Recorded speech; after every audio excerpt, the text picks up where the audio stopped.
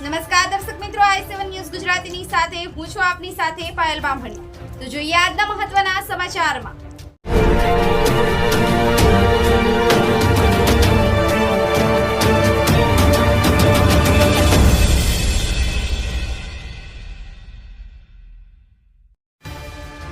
નમસ્કાર દર્શક મિત્રો, હું છું પાયલ બામણી। તો જોઈએ આજના મહત્વના સમાચાર ઉનાથી।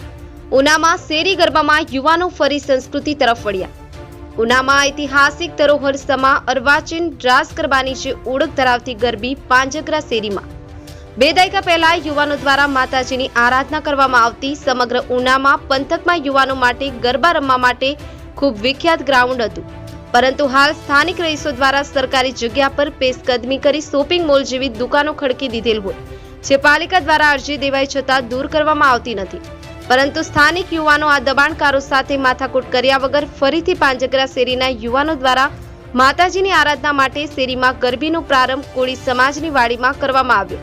પાંજગરા શેરી યુવક મંડળ આયોજિત ગરબી ફરી યુવાનો દ્વારા નવી શરૂઆત કરતા શેરીના બહેનો અને ભાઈઓ પણ ખૂબ ઉત્સાહથી ગરબાની રમઝટ બોલાવી હતી।